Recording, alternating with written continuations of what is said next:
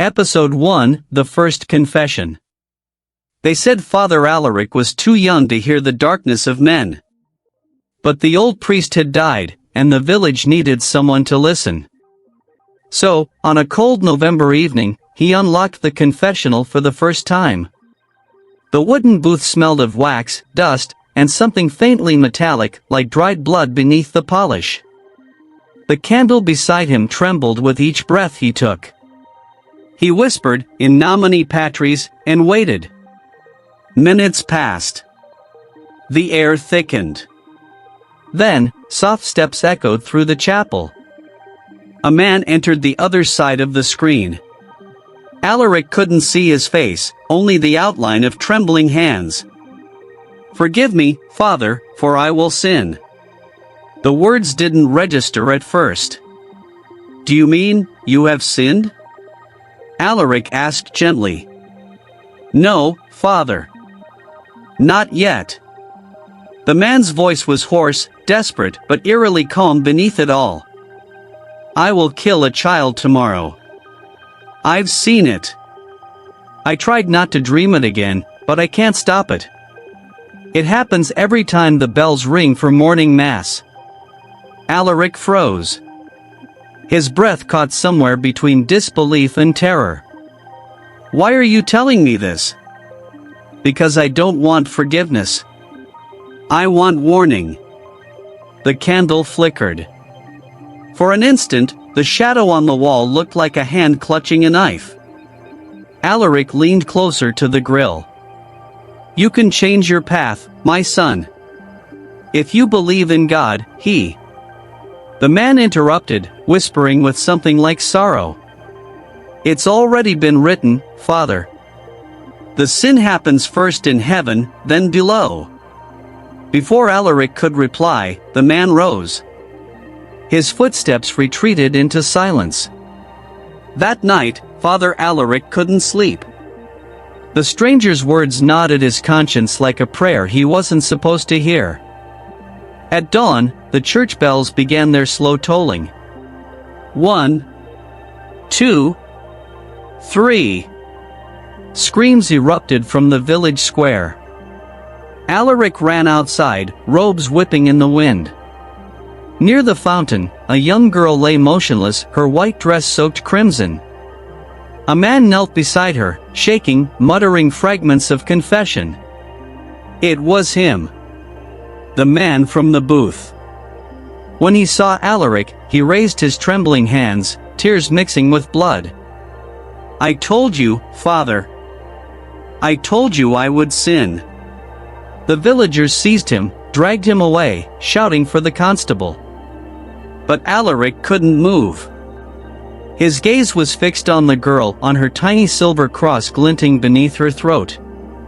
As the final bell tolled, the candle inside the confessional flickered back to life on its own. Its flame burned steady, impossibly still. That night, Alaric sat before it, whispering prayers that wouldn't come. He opened the confessional again, though no one was there. Still, from behind the screen, a familiar voice murmured softly, "Forgive me, Father, for I will sin." And this time, the voice sounded like his own. Episode 2, The Visitor from Tomorrow. The morning after the murder, Father Alaric's church was no longer a house of God, it was a courtroom of whispers. The villagers avoided his gaze, though none could look away from the confessional. Some swore they saw smoke rise from within it at night. Others said they heard voices, prayers that ended as screams. Alaric prayed harder, yet each word felt hollow. He wanted to believe that what happened was just coincidence, not prophecy. But the echo of that phrase, "Forgive me, Father, for I will sin," is still scraped against his mind like a dull blade. 3 nights later, the confessional door creaked open again. He hadn't lit the candle this time, yet the booth glowed faintly from within. The shadow on the other side was tall, motionless, as if sculpted by the dark itself. "Forgive me, Father, for I have seen what you will not," the voice said. It was calm. Older. Heavy with something like pity. Alaric's pulse quickened. Who are you? A man who knows tomorrow. A man who tried to warn you once. The priest froze. The tone, that quiet sorrow, was the same as the murderer's. But that man was imprisoned. Or dead. The confessor continued. Tomorrow, the bells will ring again. But not for a soul departing, for one arriving. The next death will not be human. What do you mean? Alaric asked, gripping the lattice between them. You'll understand when you see the wings. The figure stood. Before leaving, he whispered. Do not pray tomorrow, Father. Just listen. And then he was gone. Alaric barely slept. He spent the night pacing the chapel floor, staring at the crucifix above the altar. The eyes of Christ seemed darker than usual, almost watchful. At dawn, he forced himself to ring the bells 1, 2, 3, and the sound echoed hollow across the valley. Moments later, the monastery's caretaker, Brother Paolo, came running. His face was white as snow. Father, the angel, it's gone. They hurried to the courtyard. The stone statue of the Archangel Gabriel, centuries old, stood shattered on the ground, its wings broken clean off. Blood, not dust, streaked the marble. Alaric fell to his knees. Dear God! Brother Paolo pointed shakily toward the confessional. Father, it's burning. Smoke rose again, thick and black, though the wood did not burn. Alaric pushed open the door, expecting flame. Inside, only the candle burned, and before it, something new, a white feather, stained crimson at the tip. Alaric reached for it, trembling. When his fingers touched it, a voice, not in the air but inside his mind, whispered. You should have listened yesterday. He dropped the feather, but it didn't fall. It hovered midair, trembling like it breathed. Then it disintegrated into ash, leaving the faint smell of myrrh and blood. That night, when he closed his eyes, he dreamt of wings burning in slow motion and of his own hands holding the match. When he awoke, the bells rang again on their own. And from the confessional came a soft, familiar murmur. Forgive me, Father, for we will sin. Episode 3, The Voice Behind the Screen. For 3 nights, the confessional remained silent. No footsteps. No voices. Only the lingering scent of burned myrrh, and that feather-shaped stain on the wood. Father Alaric hoped the silence meant it was over, that whatever force had crawled through the grill of that booth had moved on. But the silence of a church is not peace. It's waiting. On the 4th night, as the wind moaned through the cracks of the chapel walls, he sat before the altar, rosary in hand, eyes red from sleeplessness. His lips moved, but no sound came. Faith itself felt like a language he'd forgotten. And then, faintly, the sound returned. The creak of a door. The shuffle of feet. Someone had entered the confessional. Alaric froze. The candle beside him flickered twice, then steadied. He could see the outline of a figure behind the lattice, still, composed, hands folded in prayer. He drew a slow breath. Bless me, Father, for I have. The voice stopped him cold. It was his. Every syllable was his tone, his rhythm, his breath. He stared at the screen. Who's there? The voice repeated him. Word for word. Tone for tone. Like an echo that refused to end. Alaric leaned forward, his pulse pounding. Who are you? Who are you? It repeated. He slammed his fist against the wood. Stop it. Silence. Then, laughter. Soft, broken laughter, the kind that sounds like weeping through a smile. You confess to others, but not to yourself, the voice said, now slightly different, deeper, like something hollow speaking through him. "Shall I remind you what you hide, Father?" "I have nothing to hide," Alaric whispered. The other voice chuckled, amused. "Then why did you ask God to forget your mother's name?" The blood in his veins turned cold. No one knew that prayer, not even the bishop. It was the one he had whispered once, years ago, when his mother died during childbirth, and he had cursed heaven for taking her. The booth grew darker, the air denser. Through the grill, Alaric saw movement, a reflection that wasn't his, a face overlapping his own. It looked older, worn, eyes hollow, mouth trembling with guilt. "Forgive me, Father," it whispered, "for I did sin." Alaric stumbled back from the confessional, breathing hard. He grabbed the crucifix from the wall and raised it toward the booth. The candle extinguished. Darkness. Absolute and choking. And then, from behind the screen, his own voice began to pray the words of absolution, but backward. The Latin rolled in reverse, curling through the air like a serpent. "Ca venia tuum." Each syllable made the walls groan. The wooden pews trembled. The bells above the chapel rang once, just once, as if marking the end of something sacred. When light returned, the confessional was empty. But carved into the inside of the booth, where the priest's seat was, were words burned deep into the oak.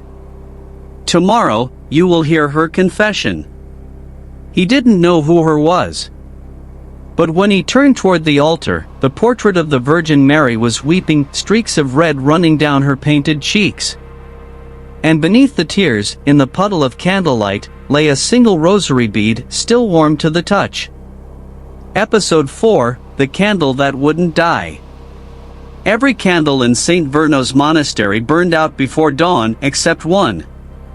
Father Alaric noticed it first the night after the bleeding statue. He had fallen asleep in the pews, his rosary clenched so tight his palms were marked with tiny wooden beads. When he awoke, the chapel was pitch black, save for the candle inside the confessional. Its flame burned high in gold, motionless, as if frozen in time. No draft, no wax dripping. It should have died hours ago. He tried to snuff it out with his fingers. The flame dimmed, then returned, brighter than before. "God's mercy," he whispered, backing away. The following night, it burned again. And again the next. Each time the candle survived, someone in the monastery didn't. Brother Paolo was found lifeless in the garden, his rosary tangled around his throat. The next night, Sister Helena fell from the bell tower, her body perfectly aligned like a crucifix on the courtyard stones. The monks began to whisper that the candle was counting souls. That as long as it burned, one of them would die before morning. But Father Alaric knew it was something worse. The candle wasn't counting death. It was choosing it. He decided to stay awake through the night, to face whatever spirit possessed the flame. Midnight came. The candle still burned tall and unwavering, as if daring him to intervene. He sat before the confessional, Bible in hand, eyes unblinking. The silence of the monastery was suffocating. Even the wind outside had stopped. At 1:07 a.m., a whisper came from behind the screen. "Father, it's my turn." Alaric rose slowly. "Who speaks?" "Light never dies, Father. It only moves." He peered through the grill, but there was no one inside. Only the candle, glowing like a living heart. Then he saw it, a shadow dancing on the wall that wasn't his own.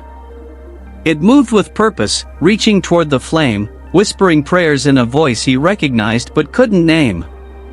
The scent of burning flesh filled the air, though nothing burned. Alaric shouted a prayer in Latin, voice shaking, Exsurge, Domini, id dissipenter animae tuae. The candle's light flared violently, blinding him. When his vision returned, the booth was empty. But carved into the wood below the candle holder was a single phrase. "The light dies when you confess." He didn't understand, not until morning. The villagers found another body, Father Matthias, the oldest monk, his throat slit in his cell. And on his desk, a confession letter. As Alaric read it, the words made his stomach twist. "Forgive me, Father Alaric, for I have seen your sin." He dropped the paper. His hands were shaking uncontrollably. The candle still burned behind him. Only now, it wasn't white. It glowed blood red. That night, Alaric locked the church doors. He could hear the candle crackling softly inside, whispering faint prayers in a dozen voices. He knelt before the altar, tears in his eyes. "Lord, what are you trying to tell me?" The candle flickered once, and from inside the confessional came his own voice, soft, exhausted, broken. "I'm trying to forgive you, Father." The flame didn't die. It just kept burning. Episode 5, The Portrait in the Sacristy. The monastery had always been quiet, but lately it felt watchful. Father Alaric began to sense eyes on him wherever he walked, from the candles, the stone saints, even the shadows that trembled beneath the pews. Yet nothing unnerved him more than what waited in the sacristy. It began with a sound. A faint scratching behind the wall where the old portraits hung, the saints, bishops, and confessors who had served St. Vernos before him. Each one painted in oil, faces solemn, eyes fixed heavenward. All except one. At the far end of the corridor hung a painting so dark it seemed to swallow the light, the last confessor of St. Vernos, dated 1792. The plaque beneath bore no name. Only the words, "Forgave all but himself." Alaric had passed it 100 times, never noticing the face. But that night, as he walked by, the candlelight caught the eyes, and they looked directly at him. He froze. The brushwork was crude, yet somehow the expression was alive, lips slightly parted as if mid-whisper. When he leaned closer, his breath fogged the varnish. The figure in the painting, a priest in black robes, had his face. Alaric staggered back. No, that's impossible. He turned away, forcing himself to laugh, to breathe. Fatigue, he told himself. Guilt makes ghosts out of shadows. But when he left the sacristy and returned minutes later with Brother Tomas, the painting had changed again. The face no longer looked like Alaric's, it was Alaric's. Down to the smallest detail. The candle beside the frame burned lower than before, dripping wax like tears. Brother Tomas crossed himself. "Father, this wasn't here yesterday." "It was," Alaric whispered, staring. "It's always been." The next morning, he locked the sacristy. But during Mass, the door creaked open on its own. The monks gasped, the portrait had been moved, hung now above the altar. Alaric's painted likeness stared down at the congregation, his painted lips faintly parted. That night, he confronted it again, alone. "Who are you?" he demanded. The silence was suffocating. Then, faintly, the paint rippled. The lips moved. "Confess." The voice wasn't in the air, it was inside his skull, echoing like a song remembered in a dream. Alaric's knees buckled. "Confess what?" The candlelight flickered violently.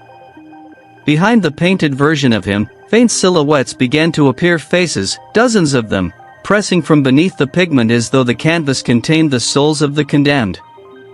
Each one whispered, "Forgive me, Father." He stumbled backward, clutching the cross around his neck. "In the name of Christ, I cast you out."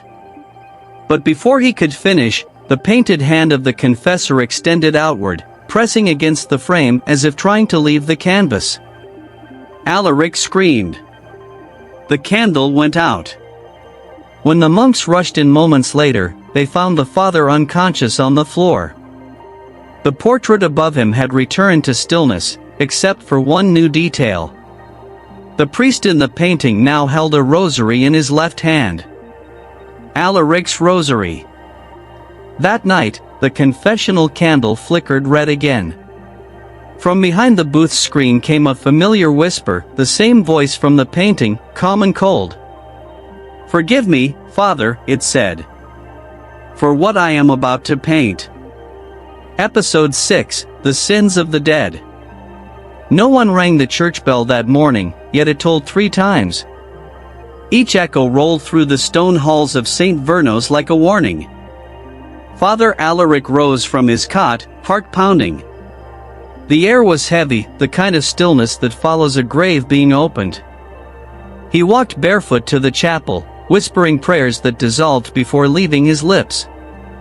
The confessional stood waiting. The candle inside had burned through the night again. He stopped at the threshold. The booth smelled of damp earth, not wax. And from the other side of the screen came breathing, slow, uneven, human. "Who's there?" Silence. He stepped inside, the boards creaking beneath his weight. The candlelight wavered. Then, from behind the lattice, came a voice that froze his blood. "Forgive me, Father." He knew that voice. It was Brother Paulo's. The man they'd buried 2 nights ago. Alaric gripped the edge of the screen, shaking. "Paulo? Forgive me," the voice rasped. "For I no longer sleep." Alaric tried to speak, but the words caught in his throat. Paulo's confession continued, his tone trembling with guilt. "I doubted God when the candle wouldn't die. I cursed his silence. I burned the holy oil to see if he still watched me." "Paulo," Alaric whispered, "you are dead." "Yes," the voice answered. "And yet I remember fire." The candle flickered violently, sputtering wax that hissed like rain. The light cast shadows across the booth, shapes of faces pressed against the walls, mouths moving soundlessly. Then another voice joined. A woman's. "Forgive me, Father." Sister Helena. Her tone carried the same terror as the day she fell from the tower. "I envied your peace," she whispered. "I prayed for silence, and he gave me death." One by one, more voices followed. Dozens. Some Alaric knew, others he did not. Men, women, even children. Each one spoke of sins undone, of prayers unanswered. The confessional shuddered. The wood beneath his hands grew cold, wet, as if he were touching soil. He stumbled out into the aisle, gasping for air. The candle flared again, brighter now, the flame twisting into a human form, faint, translucent, kneeling. Beneath the chapel floor, something moved. A muffled groan, then a series of thuds, rhythmic and slow. He dropped to his knees, pressing his ear to the stone tiles. The sound came clearer now. Not movement, whispering. He followed it to the crypt beneath the altar. The door resisted at first, then swung open with a groan that echoed like a sigh. Below, rows of stone coffins lined the narrow chamber. But their lids were cracked open. Not by decay, by hands clawing from within. Wax dripped from the ceiling, forming pale stalactites. At the far end of the crypt, a candle burned in the dark. The same candle. And before it knelt the shadow of a priest, faceless, motionless, whispering confessions in a voice that was Alaric's own. He backed away, heart hammering. In nomine patris. The shadow turned its head toward him. Its voice crawled up the stone walls. "Forgive them, Father, for you buried them alive." The candle extinguished. Darkness swallowed the crypt. And from beneath his feet, the dead began to pray. Episode 7, The Woman Who Never Spoke. The morning fog came early that day, thick, white, and slow as breath. It curled through the monastery's corridors, muffling sound, blurring corners, turning St. Verno's into a dream made of ghosts. Father Alaric sat alone in the confessional, his hands trembling over the rosary. For 3 nights, he had heard the dead whisper beneath the floor. He prayed they were gone. But faith, he knew now, did not silence voices. It only made them whisper louder. The door creaked open. Bare footsteps approached. Someone entered the other side of the booth. He spoke softly, afraid to disturb whatever fragile lines separated the living from the damned. "Bless me, child. When was your last confession?" No answer. Only breathing, shallow, steady, deliberate. Then a sound, tap tap tap. Fingertips brushing the lattice between them. The rhythm felt purposeful, like a code. "Do you not speak?" Alaric asked. The woman remained silent. But the moment he spoke, a faint echo stirred inside his head, not in his ears, but inside his thoughts. A whisper that wasn't his own. "I cannot speak, Father. But you can hear me." Alaric froze. "Who are you?" "One of your prayers, Father. The one you tried to forget." His heart pounded. The voice inside his mind was calm, sorrowful, strangely familiar. He swallowed hard. "What do you want from me?" "To finish the confession you never gave." She leaned forward, pressing her fingers against the screen.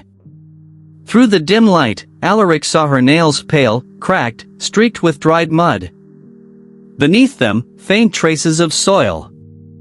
"I was the first sin you buried," she whispered. The booth grew colder.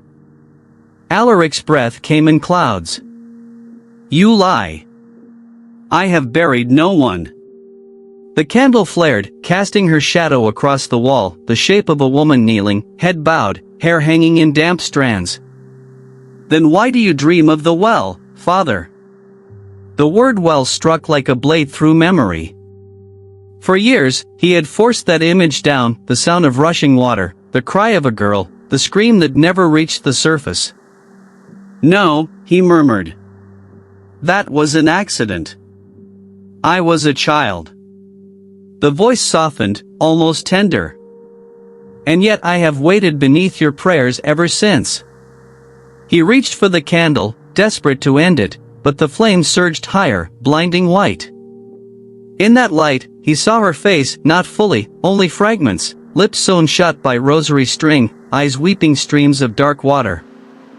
The lattice between them splintered with a crack, the sound sharp as bone breaking. The woman was gone. But in her place, resting on the seat, lay something slick and dark, a piece of rope, twisted tight, tied in knots that spelled her name. Lucien. He hadn't spoken that name in 20 years. Alaric staggered out into the chapel, gasping for breath. Outside, the fog had thickened, swallowing the courtyard. But from somewhere deep within it came a faint sound, a dripping echo, as if water were falling endlessly into a bottomless well. He turned toward the sound, trembling. And behind him, inside the confessional, the candle whispered in a woman's voice. "Forgive me, Father, for you drowned me first." Episode 8, The Prophet's Journal. It began with a sound like paper sighing. Father Alaric found it while searching the monastery's archives, a forgotten wing sealed behind rotting doors, thick with dust and candle soot. The air smelled of mildew and prayers too old to be heard.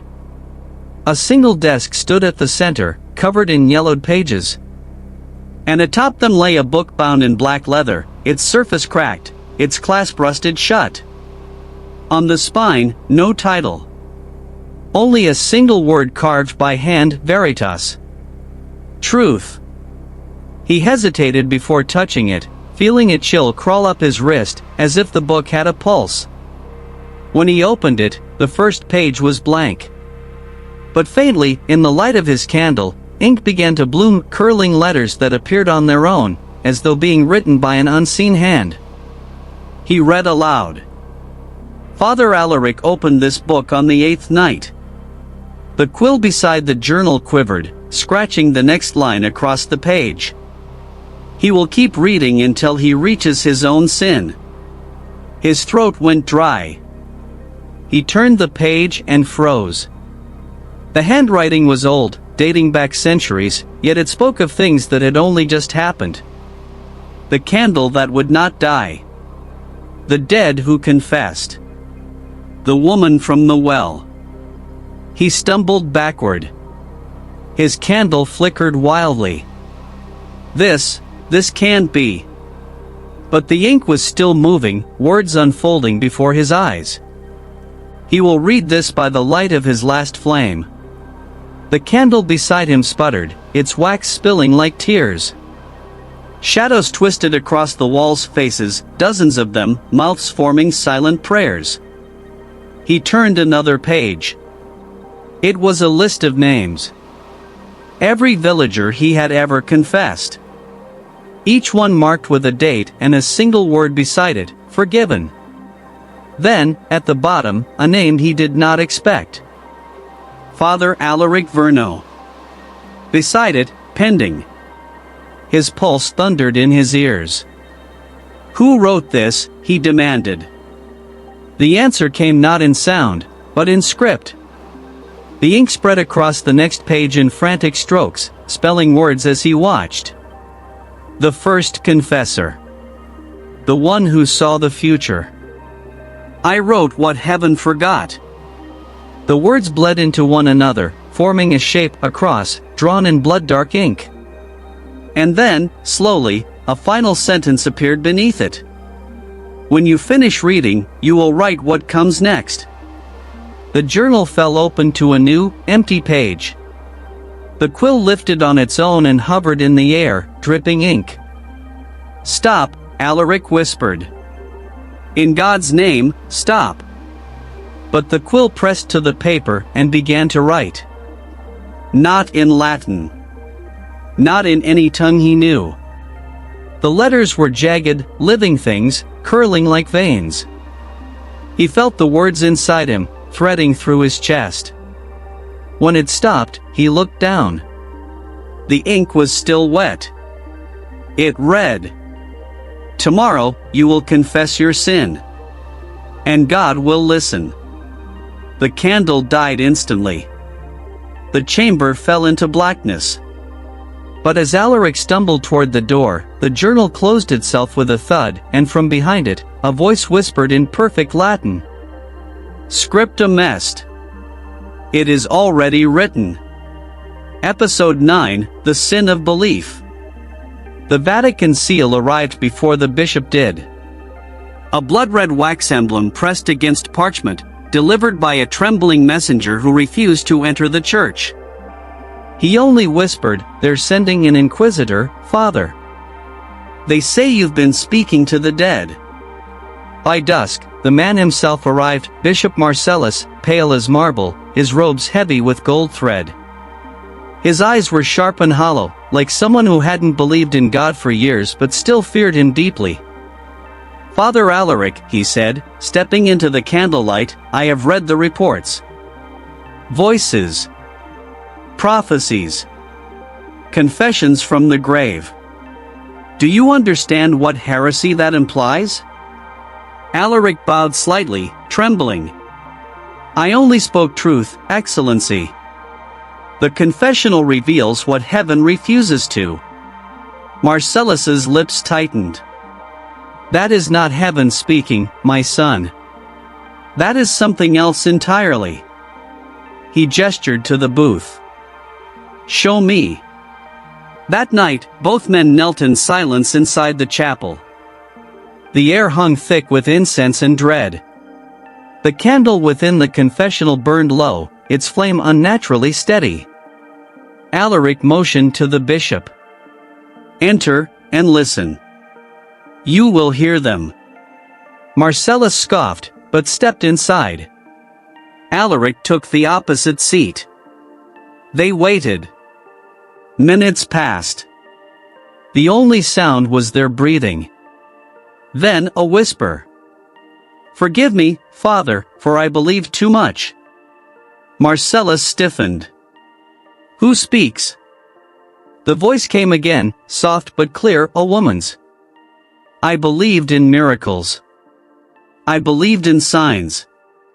I believed until belief became sin." Alaric's chest tightened. He knew that voice. Lucien. Marcellus leaned forward. "Trickery," he hissed. "You planted someone." The screen between them rattled. From behind it, a pale hand pressed against the wood. Lucien's hand, its flesh waterlogged, nails blue. Alaric recoiled. "Do you see it, Bishop?" But the bishop wasn't looking at the hand.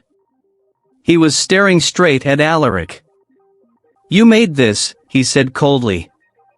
"You invited this filth into the house of God." The hand withdrew, leaving only the scent of wet earth and candle smoke. Marcellus rose, fury trembling in his voice. "Faith is not knowledge, Father Alaric. It is obedience. And you have mistaken revelation for power." Alaric's voice cracked. "You didn't hear her confession?" "I heard a liar," Marcellus spat. "And I see one before me now." He raised his crucifix, whispering a Latin prayer, but the words warped midair. The candle's flame bent toward him, stretching unnaturally long, and then burst, spraying molten wax across the confessional. Marcellus screamed. His robes caught fire, his gold thread melting like sin turned liquid. Alaric tried to smother the flames, but the bishop shoved him away, eyes wide with terror. "Do not touch me," he shrieked. You made me believe." The fire died as quickly as it had begun. Marcellus fell to his knees, clutching his chest. His crucifix clattered to the floor, its silver darkened to black. When he looked up, his voice was no longer his own. "Forgive me, Father," he whispered, "for I have believed." Alaric staggered backward. "Bishop?" The bishop's eyes turned milky white. "Faith is the final sin, Father. To believe is to defy. To know is to condemn." And then his body collapsed, lifeless, into Alaric's arms. The confessional door swung open on its own. Inside, the candle burned again, though no one had relit it. The flame whispered in a dozen voices at once. Faith was never meant to save you. Episode 10, The Bells at Midnight. No one dared enter St. Vernos anymore. The villagers whispered that its bells now tolled for the living, not the dead. That each chime marked a name yet to fall. Father Alaric tried to deny it. He told himself bells were only metal in motion, not prophecy. But each midnight proved him wrong. Because since the night Bishop Marcellus burned, the bells had begun to ring by themselves. And each morning, one more soul was found cold in their bed. The 10th night came colder than any before. A storm pressed against the chapel windows like a hand trying to break through. Alaric sat awake before the altar, candlelight trembling in his weary eyes. He could not pray anymore, only listen. The first bell rang. A hollow sound, deep and wet, like thunder trapped in stone. Then silence. He waited, clutching his rosary so tight it dug into his skin. The second bell. The wind howled through the cracks of the church doors. Wax dripped from the candles in uneven lines, like bleeding tears. Alaric closed his eyes. "Lord, who have you come for tonight?" The third bell answered. From somewhere deep within the monastery, beneath the floorboards, came the faint echo of chanting. Voices, low and rhythmic, murmured the words of Mass in reverse.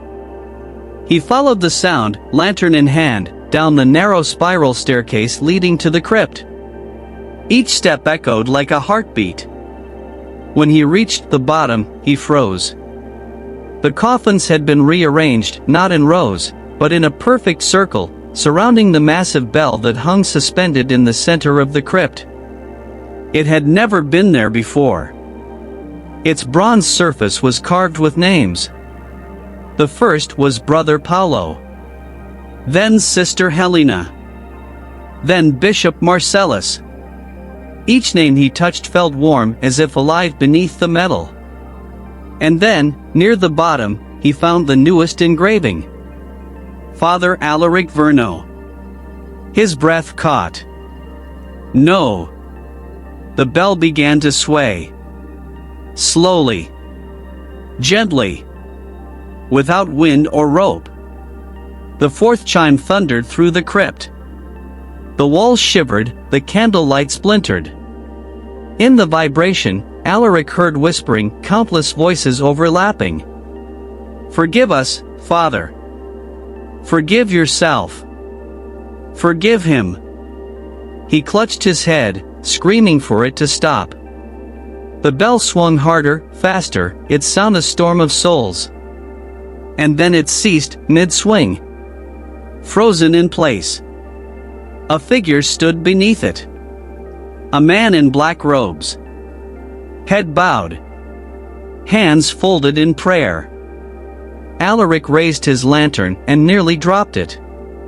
The figure looked exactly like him. Every wrinkle, every line. The same face, the same trembling lips. But the other Alaric's eyes were empty, as if something holy had been scooped out from behind them. "Who are you?" he whispered. The double smiled faintly.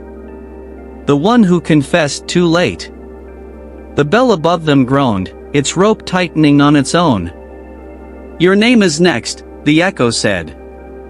"But do not fear, Father, after the 10th toll, there is no death. Only memory." Alaric fell to his knees. "I don't want to die." "Then stop ringing heaven's bells," his mirror whispered. "They're not calling God." The final chime struck. The sound wasn't heard, it was felt. It tore through him, shaking every bone. When silence returned, the lantern had gone out. The crypt was empty. Only the bell remained, swaying gently, whispering with each motion. "Forgive me, Father, for I am still alive."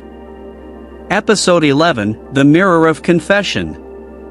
Morning never truly came to St. Verno's anymore. The sunlight reached the windows but refused to enter, as if heaven itself had turned its back. Father Alaric sat before the altar, hollow-eyed, the sound of the 10th bell still echoing inside his skull. The villagers had stopped coming. Even the birds avoided the steeple. The only constant companion left was the whisper of the confessional, a murmur of souls that would not rest. That was when he found the mirror. It wasn't there before. It appeared one dawn in the sacristy, resting where the portrait once hung. A tall, black-framed glass, its surface slightly warped, the kind of reflection that bends truth just enough to make it believable. At first, Alaric thought it was an antique brought by the bishop's men, left behind during their hasty departure. But when he leaned close, the reflection blinked after he did. He froze. The mirror rippled, and the reflected church behind him darkened, the candles in its image burning blue instead of gold. He whispered, "In the name of the Father." The reflection smiled, not his smile. "Confess," it said. The voice came not from the air but from within the glass, muffled and soft, like someone whispering through water. "I have nothing left to confess," Alaric said. "Then confess for them." The reflection raised its hand, and the mirror's surface began to shimmer. One by one, images flickered to life, faces of every soul who had ever entered his confessional. Brother Paulo, Sister Helena, Bishop Marcellus, and Lucien. Each face stared at him, eyes wide, mouth silent. Then, one after another, the mirror showed their final moments, their deaths, relived in eerie silence. Helena's fall. Paulo's rosary tightening. The bishop's burning robe. Alaric stumbled backward, gasping. "Stop this, please." But the mirror obeyed another will. Its surface darkened to black, and from that void, faint letters began to appear, written in steam, glowing white against the glass. "You see death because you grant it." Alaric's hands trembled.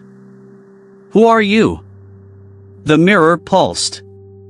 A figure stepped into view within it, a priest in torn vestments, his face hidden in shadow. "Every confessor births his own reflection," the figure said. "You forgive others to erase your guilt, but mercy is theft when stolen from God." Alaric's knees weakened. "You're lying." "I speak for him." "No," the voice whispered. "You speak before him. You take his place." The mirror's light brightened suddenly, filling the room. Alaric raised his arm to shield his eyes. When he lowered it again, he saw not his reflection, but his death. Himself, lying on the chapel floor, blood spilling from his lips, rosary broken in his fist. The same candle burning beside his body. He stepped closer, unable to look away. The image in the mirror leaned toward him, whispering, "Forgive me, Father, for I am you." The glass cracked. A spider web of fractures spread across the surface, and a low hum filled the air, a heartbeat made of glass. Alaric pressed his palm against the mirror. "Then forgive me too." The reflection reached back.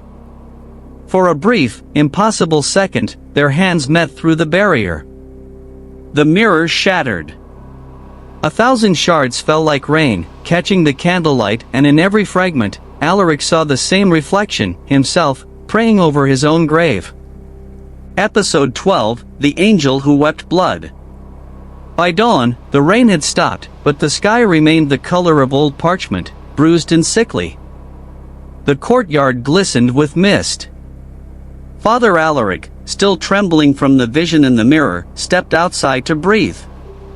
He needed silence. He needed proof that the world had not yet fallen completely into madness. The stone angel stood in the center of the courtyard, Saint Gabriel, wings outstretched, gaze lifted heavenward. Its marble face had always been calm, untouched by time. But this morning, something was wrong. A thin red line trickled from its eyes. At first, Alaric thought it was rainwater tinted by rust. But when he reached out, the droplets were warm. He rubbed them between his fingers and felt the unmistakable thickness of blood. He stepped back. Dear God! The blood gathered at the angel's chin and fell, one drop at a time, onto the prayer stones below, each drop forming a perfect circle before soaking into the cracks. The silence was unbearable. Then, faintly, a sound began to rise, not from the statue, but from the air around it. A low, mournful hum, like a choir singing from behind the veil of heaven. He knelt. What do you want from me? The angel's face shifted. Slowly. Subtly. Its lips parted just enough for the faintest whisper to escape. Forgive them, Father, for they believed in you. Alaric stumbled backward, clutching his cross. The courtyard seemed to tilt, the ground breathing beneath his feet. From the church door, candlelight spilled onto the stones. It caught the red trail running from the angel's eyes, and he saw it wasn't stopping. The blood was spreading. Along the wings. Across the arms. Down to the hands, which now dripped with crimson tears. Then he saw the inscription at the statue's base, one he had never noticed before. The letters, barely visible beneath layers of grime, now glowed faintly. Each tear for a soul unsaved. The drops began to fall faster. 1. 2, 3. He counted. By the 15th drop, he realized the truth. Each tear matched the number of names written in the prophet's journal. The angel was weeping for them. And then, a 16th drop. A name that hadn't been written yet. Who? Alaric whispered. The air shifted. The angel's stone gaze turned not toward heaven, but downward. Directly at him. A single tear formed in the corner of its eye, larger and darker than the rest. It fell, splattering across the toe of his boot. Warm. Fresh. Red. A 17th drop followed, and then an 18th. The statue trembled, tiny cracks spreading across its face. The whispering choir grew louder, echoing through the courtyard until it became a roar. Stop! Alaric screamed. Stop this! But the angel did not stop. Its wings cracked open, raining shards of marble. Its face began to crumble.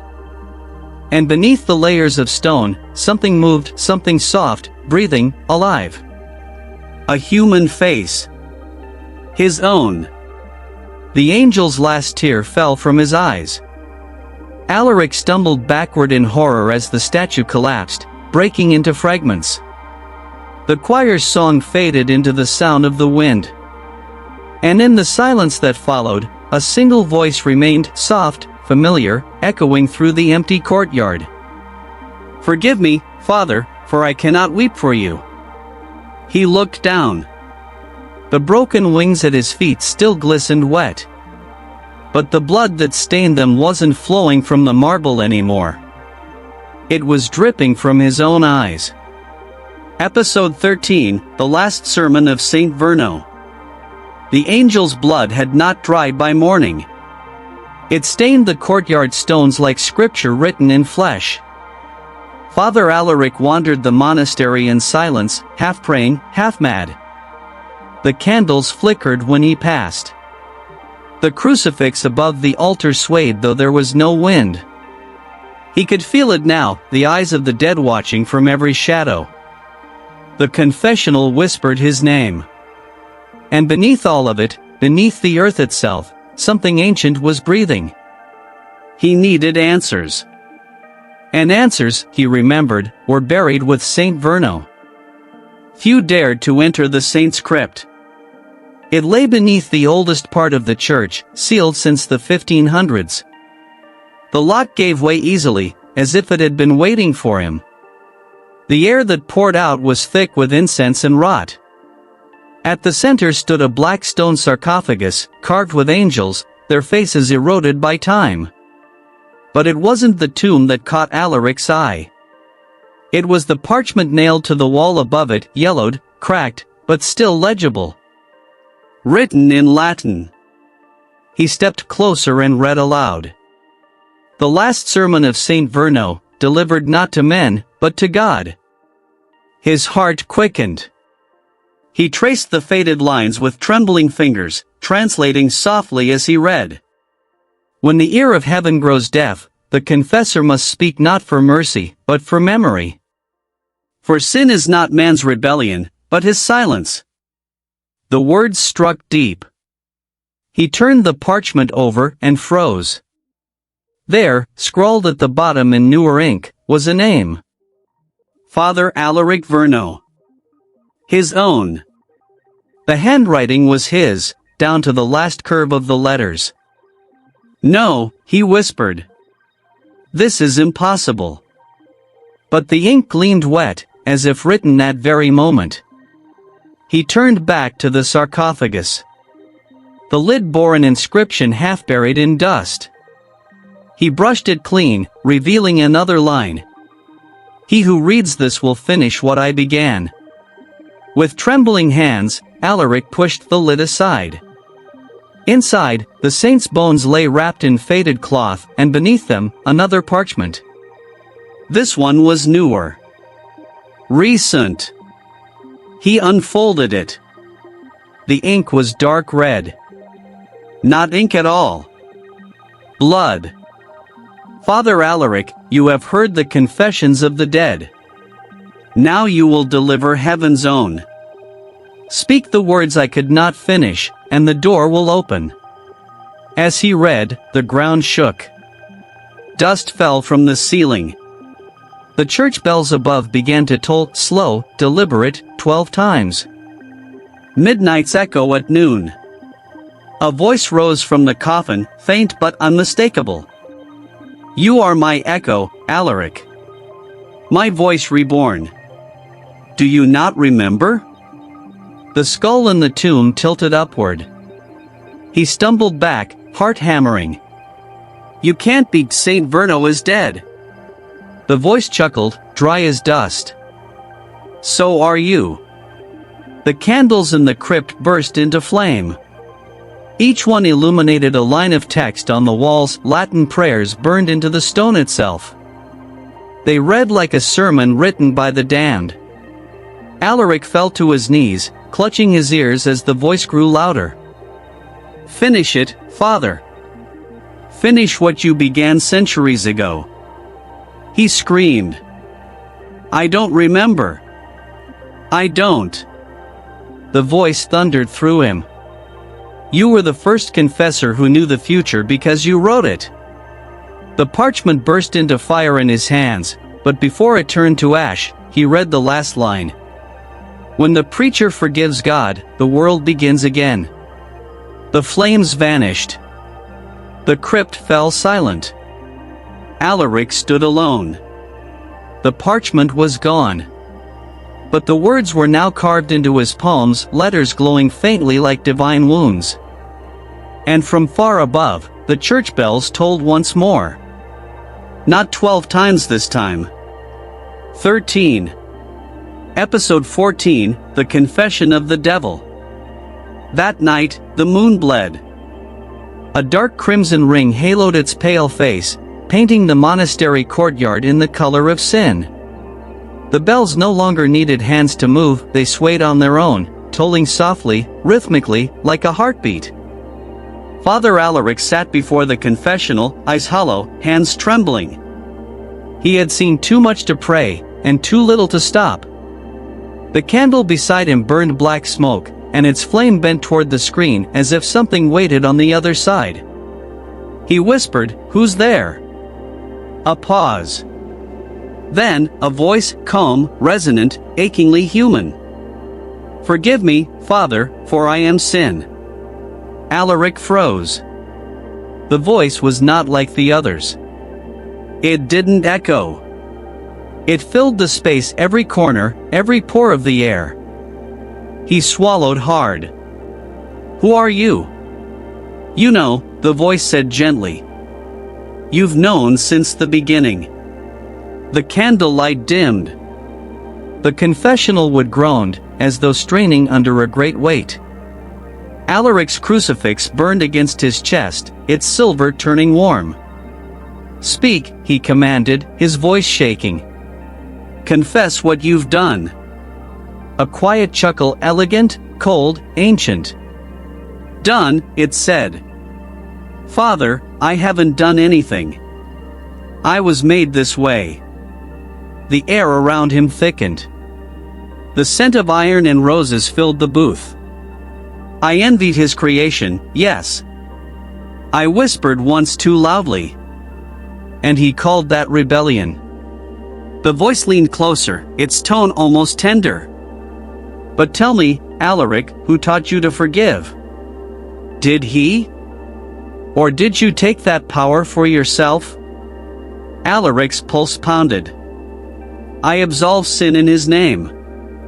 In his silence, the voice corrected softly. "You speak when he won't. You listen when he turns away. You heal those he abandoned. Tell me, Father, who truly acts as God here?" Alaric gripped the sides of the booth until his knuckles whitened. "You lie." "Do I?"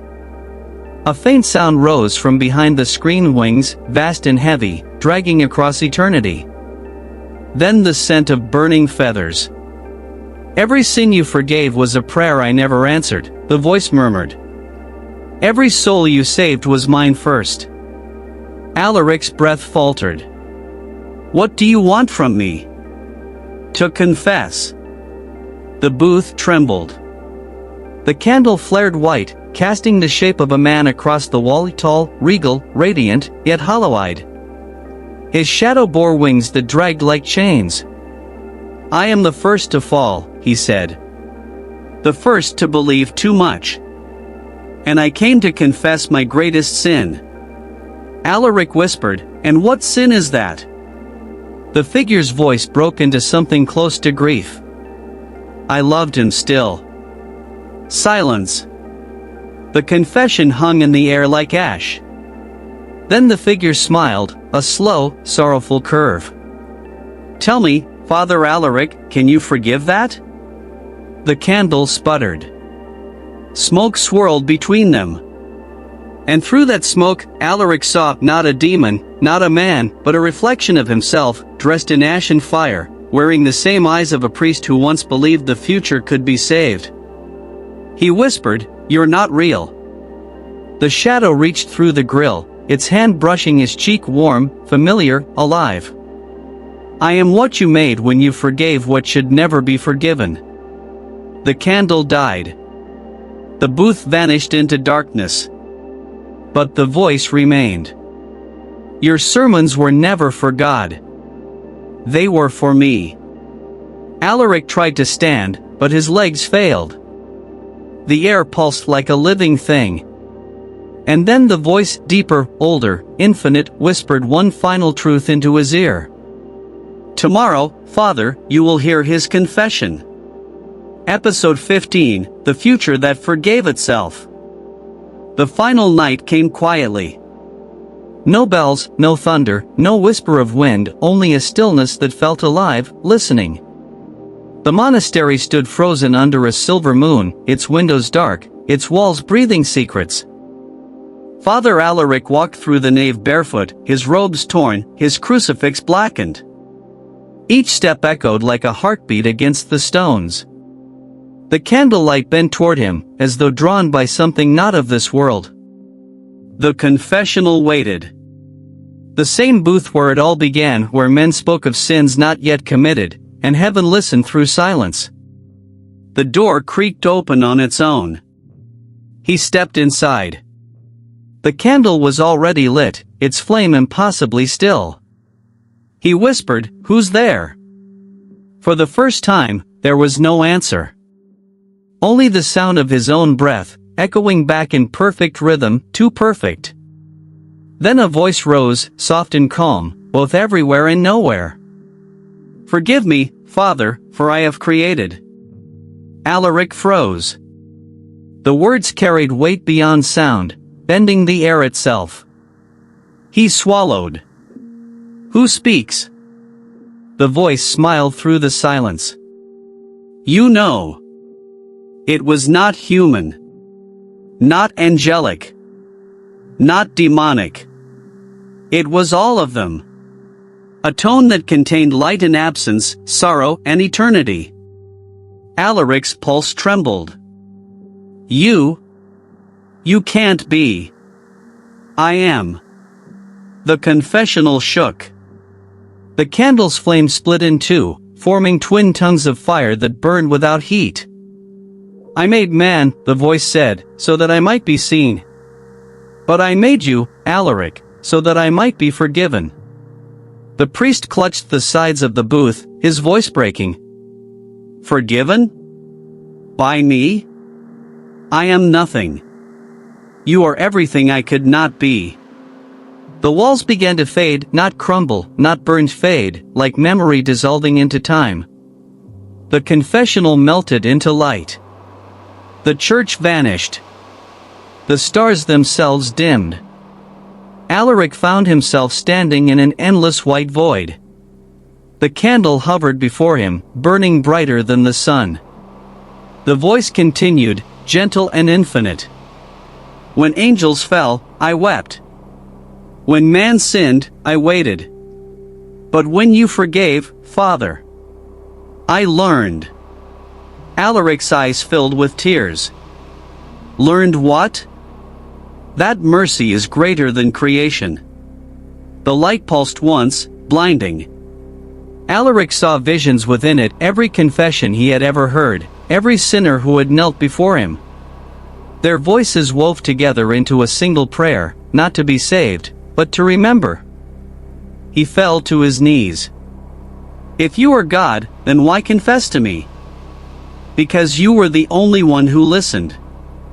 The words broke something inside him, not pain, but revelation. He looked at his hands. They glowed faintly, the letters from St. Verno's prophecy still etched into his skin, burning brighter now. When the preacher forgives God, the world begins again. The candle flickered, and in that flicker, he understood. It wasn't heaven that had been silent, it was guilt. Divine guilt. The Creator's first sin was regret. Alaric reached out, his voice trembling. Then I forgive you. The candle went out. Silence, total, complete, absolute. And then, light. Not the light of heaven, but something purer, forgiveness itself made visible. It poured through him, warm, endless, dissolving flesh, thought, and memory. He smiled as the voice faded with him. Rest now, my confessor. You have written the end. When the dawn came, St. Verno's monastery was gone. The villagers found only a field of white ash and a single candle burning in the wind, its flame steady, eternal. Carved into the ground beside it were words no one understood. Forgive me, Father, for I was the future. Epilogue, when God listened back. Centuries passed, and St. Verno's was swallowed by time. The monastery's stones were scattered by wind, its name forgotten by tongues too afraid to remember.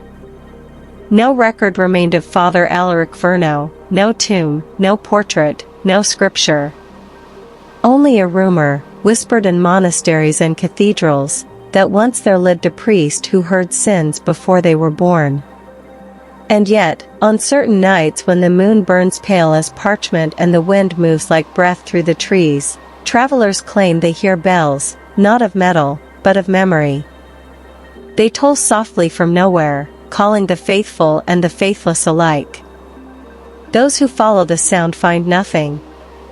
Nothing but a single candle burning in the middle of a field. It does not melt. It does not flicker. It burns as though guarded by something unseen, something patient. A monk named Silas once tried to take it, believing it a relic of heaven. But when he reached for the flame, he heard a voice inside his mind. A voice calm, weary, and kind. Forgive me, child, for I remember too much. The monk fled. He swore the voice was not human, yet not divine either. It was something in between, something that understood. Years later, a church was built upon that same field. They called it the Chapel of the Listening Light. No sermons were preached there. No saints were named. The priests simply listened, to silence, to pain, to confessions whispered to no one. And sometimes, when one prayed long enough, they claimed to hear another prayer answering back. In one of the chapel's side rooms, behind the altar, hangs a faded manuscript.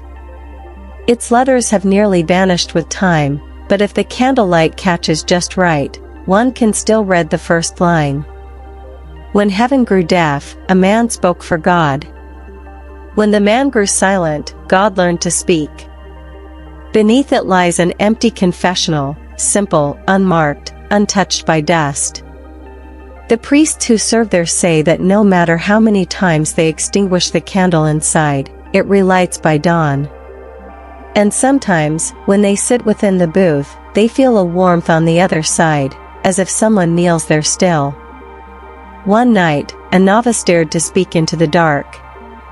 Father Alaric, he whispered, are you still hearing confessions? The answer came softly, like a sigh carried on wind. Only one. He asked, Whose? The voice paused, and then replied. The one who finally learned to listen.